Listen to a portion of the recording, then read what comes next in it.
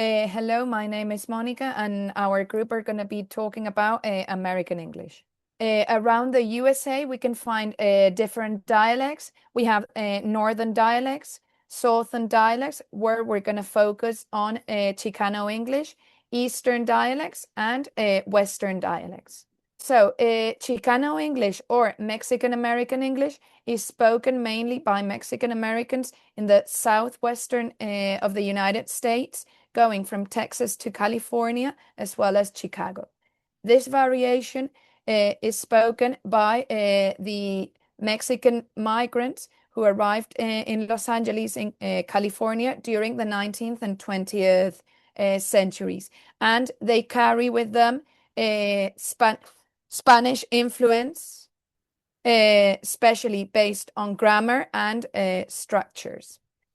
As Newman says, Chicano English is a dialect of English, and people who speak Chicano English can speak it without knowing any Spanish. And then, according to Fort, many people who speak Chicano English are mainly monolingual, especially those in the third or fourth generations.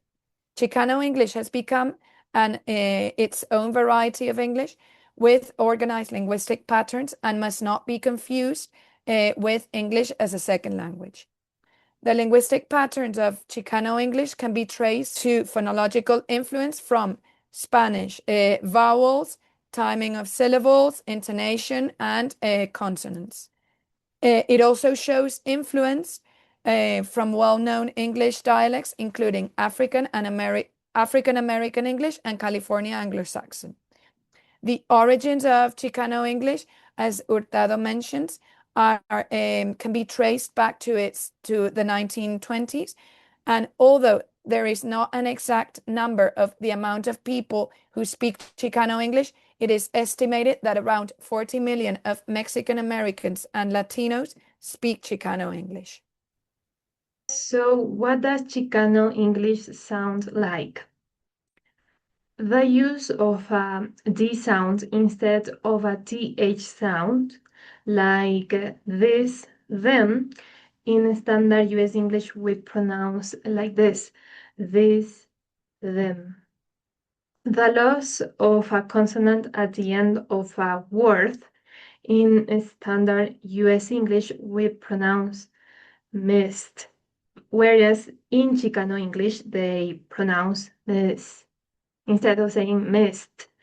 The G dropping at the end of ing verb forms, as in fishing and going, whereas in standard US English we pronounce fishing, going.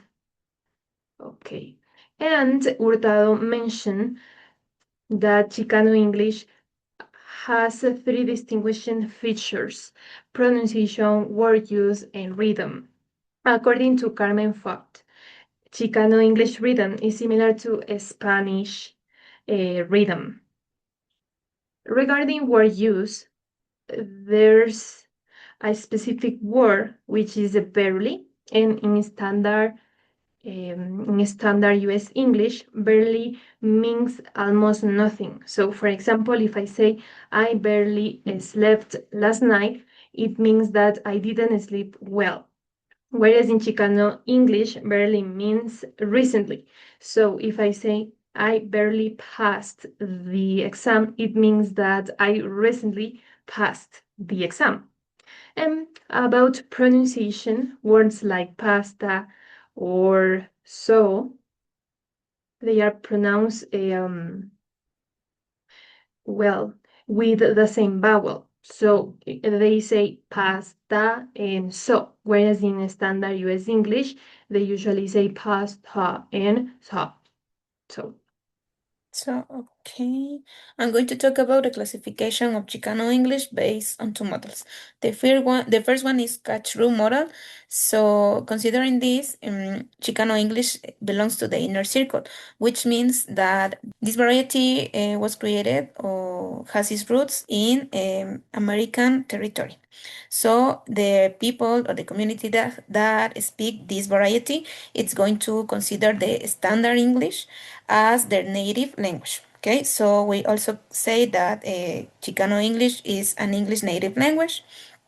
And we also need to consider that based on Compara, Chicano English has some Spanish roots, as mentioned before, due to the territory, because it surged in California, and at that time, according to the history, this was Mexican territory.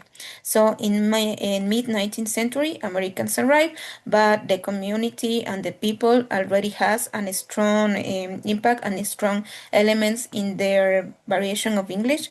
So what happened here is English, the standard English is the mother tongue, but was mixing with Spanish, and a new variation that it's Chicano English was formed. So with the other classification that it's based on Marie's model, we can say that Chicano English is a non-standard or central variety. That's because even if in formal contexts such as government, school, public communication, the community that has Chicano English as their variety will use standard English. When we're talking about a familiar context, like with neighbors, with family, or with someone that it's more closer to this community, they will use another elements, another vocabulary. We also need to consider that Chicano English has their own communicate system. So what happened here is that Chicano English has its own syntaxes, vocabulary, and communication. So we also need to consider that Chicano English has a strong presence of Spanish, and they consider this part important and fundamental for their identity. So, as conclusion, we say that Chicano English is in the inner circle, and it's a central variety. So, as we explained earlier, Chicano English is mainly spoken in communities located in the southwestern United States, as we can see in the map, particularly in California, Texas, Arizona, New Mexico, and Colorado. So now we're going to talk about other traditions that we can find in those areas. So in many of these communities, the rich cultural traditions have developed through influences of Mexican, indigenous, and American culture.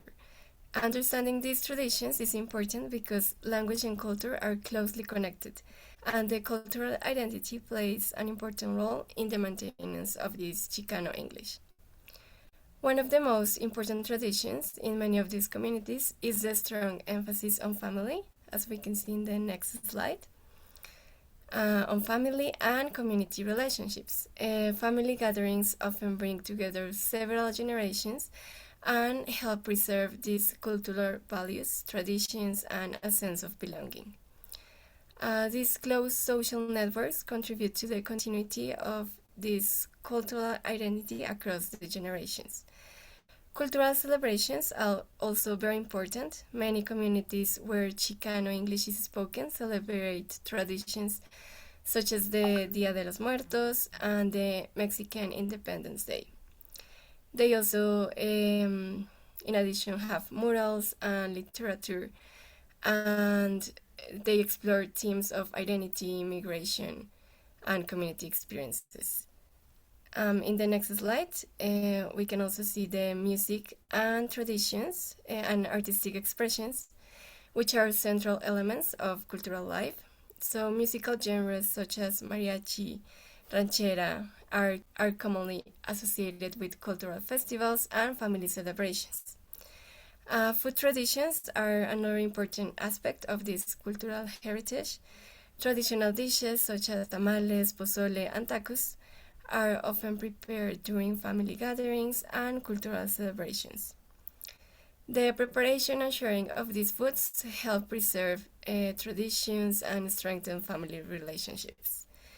So finally, in next slide, many people in these communities develop a bicultural identity, as Esteban says, by combining different cultural traditions and experiences. So this cultural blending is reflected in celebrations, artistic practices, and language use.